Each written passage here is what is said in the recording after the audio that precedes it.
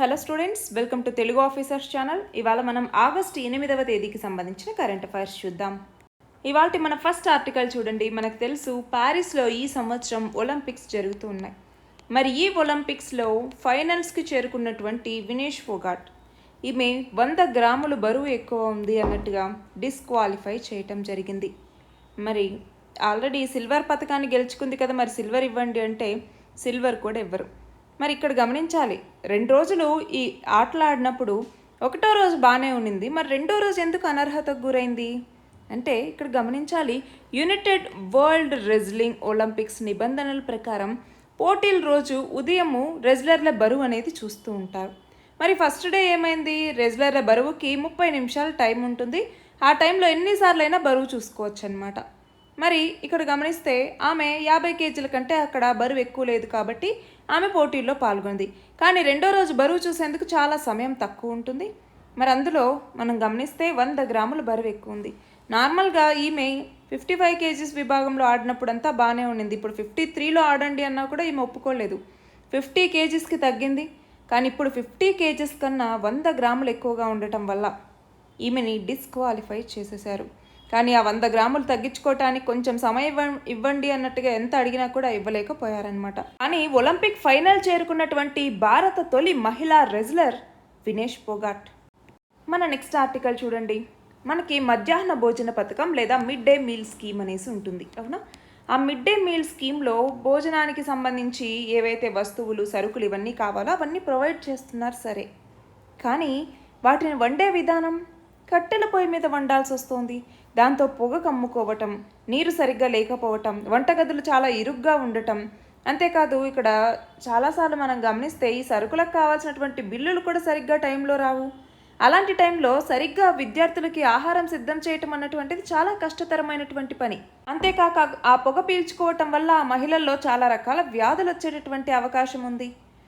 దాంట్లో అత్యంత ప్రమాదకరమైనటువంటి రేణువులు, పర్టికులేట్ మ్యాటర్ అన్నటువంటిది ఉంటుంది. PM 2.5, PM 10 ఇలాంటివి ఏం చేస్తాయి, గాల్లోకి విడుదలయ్యి వాళ్ళలోకి చేరటం వల్ల చాలా రోగాలు అన్నటువంటివి వస్తాయి. మరి ఈ నేపథ్యంలో పొగ కారణంగా ఊపిరితిత్తుల క్యాన్సర్, క్షయ రావటం, లేదంటే అంధత్వం రావటం ఇలాంటివన్నీ జరుగుతున్నటువంటి నేపథ్యంలో ఇలా కట్టెలపై కాకుండా ఉచిత సిలిండర్లను అందించవచ్చు. దానికోసమే ప్రధానమంత్రి ఉజ్వల యోజన అన్నటువంటి దాన్ని తీసుకొచ్చారు. మరి అది ఎంతవరకు అమలవుతోంది? ఇప్పటికే కట్టెల పొయ్యి మీదే వండుతూ ఉన్నారు. మరి దేశవ్యాప్తంగా వెనుకబడినటువంటి కుటుంబాల మహిళలకి ఎన్నో కోట్ల మందికి ప్రధానమంత్రి ఉజ్వల యోజన కింద గ్యాస్ సిలిండర్స్ అందించారు. మరి ఇప్పుడు కూడా ఇలాగా గ్యాస్ సిలిండర్స్ అందించడం ద్వారా వంట అన్నటువంటిది సక్రమంగా ఉంటుంది. ఆ పొగచూరినటువంటి అన్నం, కూర వీటితో తినాల్సినటువంటి గతి అన్నటువంటిది పిల్లలకి తప్పుతుంది. అలాగే మహిళల యొక్క ఆరోగ్యం కూడా చెడిపోకుండా ఉంటుంది. మరి ఈ నేపథ్యంలోనే ఈ ఆర్టికల్ అన్నమాట. ఎంతైతే మనకి ఈ మిడ్ డే మీల్ స్కీమ్ కింద కావాల్సినటువంటి సరుకులు ఉన్నాయో వాటిని అందిస్తూ ఉన్నారు. కానీ వాటిని వండేటటువంటి విధానం సరిగ్గా లేదు. ఆ వండేందుకు సరైనటువంటి వసతులు అన్నటువంటివి సరిగ్గా లేవు అన్నటువంటిది ఈ ఆర్టికల్. నెక్స్ట్ చూడండి.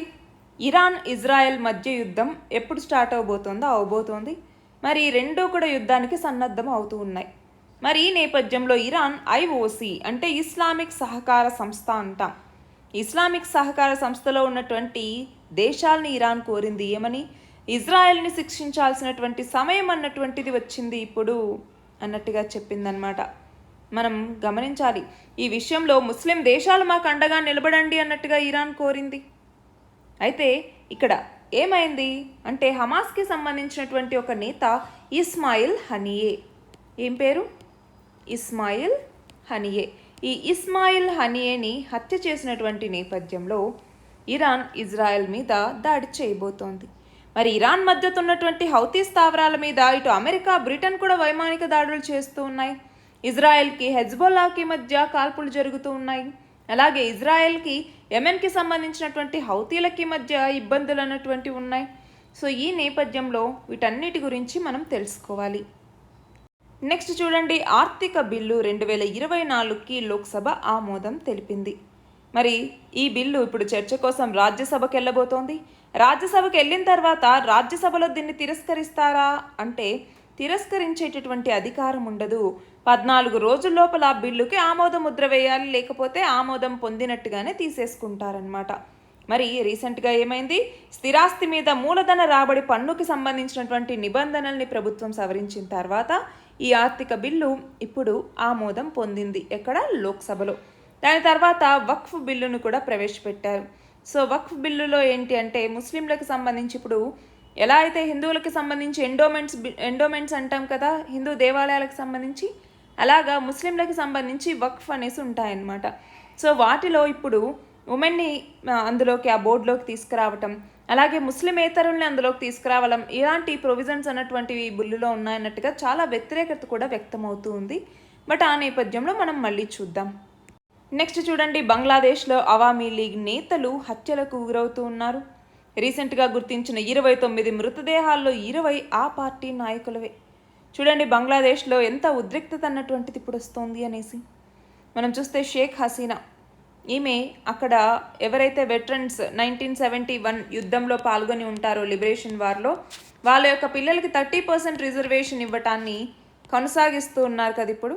దాన్ని కొట్టేయండి అన్నట్టుగా సుప్రీంకోర్టు చెప్పింది. ఓన్లీ 5% మాత్రమే వీళ్ళకి ఇవ్వండి, 93% సీట్స్ విద్యలో మెరిట్ బేస్డ్గా ఇవ్వండి, ఇంకొక 2% వచ్చేసరికి డిజబుల్డ్ పీపుల్, అలాగే ట్రాన్స్జెండర్ పీపుల్, అలాగే వెనుకబడినటువంటి బ్యాక్వర్డ్ పీపుల్ ఎవరైతే ఉంటారో వాళ్ళకి ఇవ్వండి అన్నట్టుగా సుప్రీంకోర్టు చెప్పింది. ఇదంతా ఒప్పుకుంది గవర్నమెంట్. కానీ అంతకుముందే ఏమైంది, విద్యార్థులు అక్కడ ఆందోళన చేయటంలో కొంతమంది మీద లాఠీ ఛార్జీలు చేయటం, కొంతమంది చనిపోవటం లాంటివి జరిగాయి. సో మీరు అకౌంటబిలిటీ తీసుకోండి, మీరు వచ్చి సారీ చెప్పండి, మీరు క్షమాపణ అడగటంతో పాటుగా వాళ్ళందరికీ కూడా పరిహారం చెల్లించండి, రాజీనామా చేయండి అన్నట్టుగా ఇవన్నీ జరుగుతూ ఉన్నటువంటి నేపథ్యంలో అది మరింత పెద్దదవుతూ వచ్చింది. సో దాంతో ఆమె రాజీనామా చేయాల్సి రావటం, ఆర్మీ 45 నిమిషాల టైం ఇవ్వటం ఆమెను బయటికి వెళ్ళిపోవటానికి, సో ఆమె అక్కడి నుంచి భారతదేశానికి రావటం, ఇవన్నీ జరిగాయి. మరి ఇప్పుడు బంగ్లాదేశ్ ప్రజలు శాంతియుతంగా ముందడుగు వేయాలి, హింసకు దూరంగా ఉండాలి అన్నట్టుగా నోబెల్ పురస్కార గ్రహీత అయినటువంటి మహమ్మద్ యూనిస్ ఈయన పిలుపునివ్వటం జరిగింది. అంతేకాదు బంగ్లాదేశ్కి ఇప్పుడు సరికొత్త నేత కూడా ఈయన. నెక్స్ట్ చూడండి, ఆస్ట్రేలియాకి సంబంధించిన ఈశాన్య సముద్ర తీరంలో గ్రేట్ బ్యారియర్ రీఫ్ అన్నటువంటిది ఉంది, అవునా? ఈ గ్రేట్ బ్యారియర్ రీఫ్లో గత 400 సంవత్సరాల్లో లేనటువంటి స్థాయిలో నీరు అన్నటువంటివి వేడెక్కాయి. దాని దుష్ప్రభావాలు అన్నటువంటివి గత 10 సంవత్సరాలుగా అక్కడ సముద్ర జలాల్లో ఉన్నటువంటి పగడపు దీవుల్లో కనపడుతూ ఉన్నాయి అన్నట్టుగా అక్కడి అథారిటీ వర్గాలు చెప్తూ ఉన్నాయి. మరి మనం గమనించాలి, ఎప్పుడైనా ఈ బ్యారియర్ రీఫ్స్ ఉన్నప్పుడు వాటిని ఏమని పిలుస్తూ ఉంటాము, పగడపు దిబ్బలు అంటాం కదా, వీటిని ఏమంటాము, మనకి evergreen forest of the sea అని పిలుస్తూ ఉంటాం.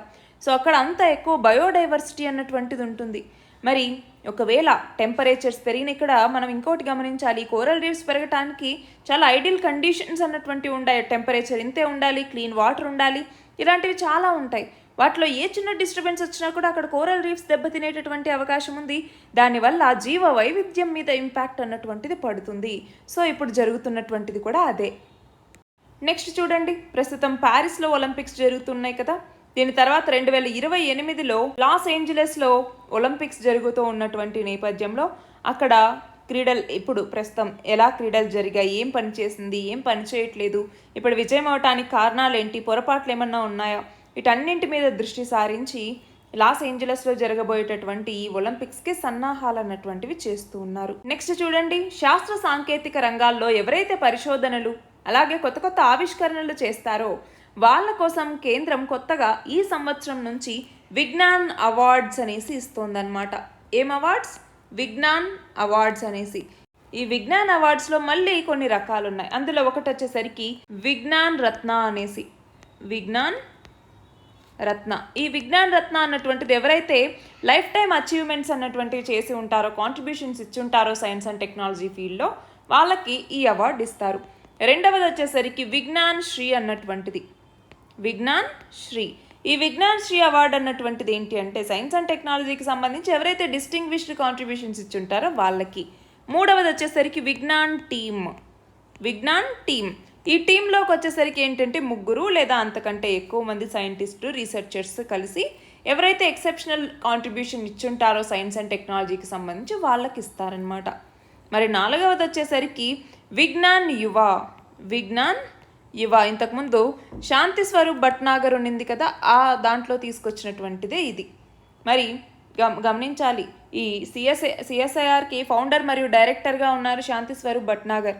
మరి ఈయన పేరు మీదుగా ఉన్నటువంటి అవార్డుని ఇప్పుడు విజ్ఞాన్ యువ శాంతి స్వరూప్ భట్నాగర్ అవార్డుగా మార్చారు. దీన్ని ఏంటి అంటే 45 సంవత్సరాల లోపల ఉన్నటువంటి సైంటిస్టులకు మాత్రమే ఇస్తారనమాట. మరి ఇప్పుడు విజ్ఞాన్ రత్న అవార్డుకి వచ్చేసరికి తొలి విజ్ఞాన్ రత్న అవార్డు గోవిందరాజన్ పద్మనాభన్కి లభించింది. రాష్ట్రీయ విజ్ఞాన్కి సంబంధించి అయితే 33 మందికి, 18 మందికి విజ్ఞాన్ యువ పురస్కారాలు, 13 మందికి విజ్ఞాన్ శ్రీ పురస్కారాలు అన్నటువంటివి వచ్చాయి. విజ్ఞాన్ టీమ్ అవార్డు వచ్చేసరికి చంద్రయాన్ 3 బృందానికి వచ్చిందనమాట. మరి ఈ నెల 23వ తేదీన ఈ పురస్కారాల్ని రాష్ట్రపతి అందిస్తారు. నెక్స్ట్ చూడండి, ప్యారిస్ ఒలింపిక్స్లో ఓటమి తర్వాత వినేష్ ఫోగాట్ తన యొక్క రిటైర్మెంట్ని ప్రకటించేసింది. నెక్స్ట్ చూడండి, హర్యానాకి సంబంధించి ఎంఎస్పి పాలసీ ఏమైంది? హర్యానా ఒక గ్రౌండ్ బ్రేకింగ్ ఎంఎస్సి పాలసీని తీసుకొచ్చింది. దీని ప్రకారం ఇప్పుడు ఎంఎస్సి ఎన్ని క్రాప్స్కి అయితే కవర్ చేస్తున్నారో 23 క్రాప్స్ అని, ఇవి మాత్రమే కాకుండా మొత్తం అన్ని పంటలకి, అంటే ఏ పంటకైనా కూడా మేము మినిమం సపోర్ట్ ప్రైస్ అందిస్తాం అన్నట్టుగా ప్రకటించింది హర్యానా ప్రభుత్వం. సో ఇది ఎంఎస్పి పాలసీకి సంబంధించి ఒక కేస్ స్టడీ లాగా మనం ఎగ్జామ్లో రాసుకోవచ్చు. నెక్స్ట్ చూడండి, భారత్లో 500వ కమ్యూనిటీ రేడియో స్టేషన్ అయినటువంటి అప్నా రేడియో 90 FMని కేంద్ర సమాచార ప్రసార శాఖ మంత్రి రీసెంట్గా ఏ నగరంలో ప్రారంభించారు అంటే ఐజ్వాల్. 2023-24లో భారత ఎగుమతులకి 3 అతిపెద్ద గమ్యస్థానాలుగా ఏ దేశాలు నిలిచాయి? America, UAE, Netherlands. ఇటీవల ఏర్పడినటువంటి బయో ఫార్మాసిటికల్ అలయన్స్లో ఉన్నటువంటి సభ్య దేశాలు ఏవి అంటే భారత్, అమెరికా, దక్షిణ కొరియా, జపాన్, యూరోపియన్ యూనియన్. ప్రపంచ మహాసముద్రాల దినోత్సవాన్ని ఏ రోజు నిర్వహించారు? జూన్ 8వ తేదీ. ఈ సంవత్సరం థీమ్ ఏంటి అంటే అవేకెన్ న్యూ డెప్త్స్ అన్నటువంటిది ఈ సంవత్సరం యొక్క థీమ్. చివరిగా, ఐక్యరాజ్య సమితి జనరల్ అసెంబ్లీ ఇటీవల ఏ సంవత్సరాన్ని అంతర్జాతీయ క్వాంటమ్ సైన్స్ అండ్ టెక్నాలజీ సంవత్సరంగా ప్రకటించింది అంటే 2025వ సంవత్సరాన్ని. ఇవి ఇవాల్టి ఇంపార్టెంట్ ఆర్టికల్స్. 9థ్కి సంబంధించిన వీడియో రేపు మార్నింగ్ అప్లోడ్ చేస్తానండి, మీరు చూసుకోవచ్చు. All the very best and thank you very much.